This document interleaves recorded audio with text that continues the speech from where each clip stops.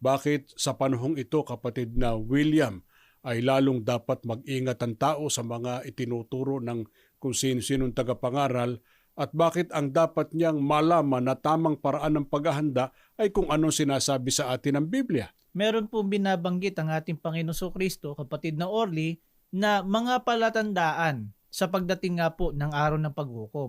Ganito po mababasa natin, mga ginigiliw namin taga-subaybay, sa aklat po ng Mateo sa 24, dito po sa 3 hanggang 8 at 11. Dinggin po natin at ganito po ang nakasulat. At samantalang siya'y nakaupo sa bundok ng mga ulibo, ay nagsilapit sa kanya ng bukod ang mga alagad na nagsisipagsabi, "Sabi mo sa amin, kailan mangyayari ang mga bagay na ito? At ano magiging tanda ng iyong pagparito at ng katapusan ng sanlibutan?"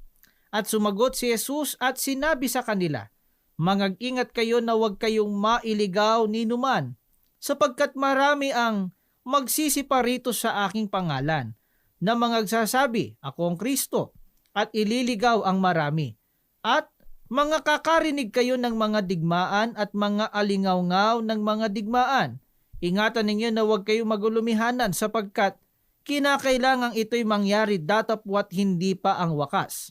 Sapagkat magsisitindig ang bansa laban sa bansa, at ang kaharian laban sa kaharian, at magkakagutom at lilindol sa iba't ibang dako. Datapwat ang lahat ng mga bagay na ito ay siyang pasimula ng kahirapan.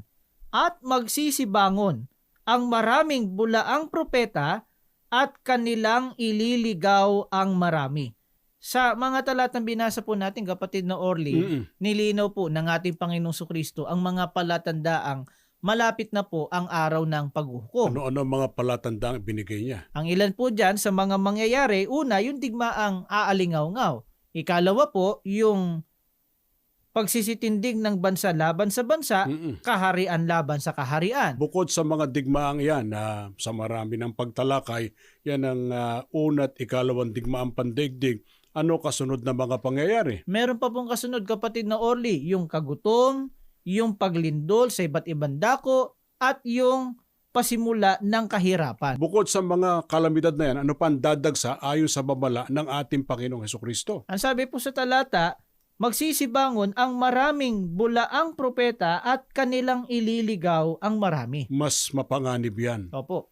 Yung kasing kalamidad, halimbawa, digmaan, natapos ang digmaan, buhay pa tao, makaka-recover pa eh. Opo. O lindol, nag-iba halimbawa yung kung ano man, o kahirapan, at iba't iba pa, pwede pang makabangon ng tao eh. Pero Opo. pagka ang tao nadaya ng bulaan tagapangaral at hindi siya nakaalis sa pagkakadaya sa kanya, hindi lang kabuhayan niya mawawala eh. Opo. Mapapahamak din ang kanyang kaluluwa.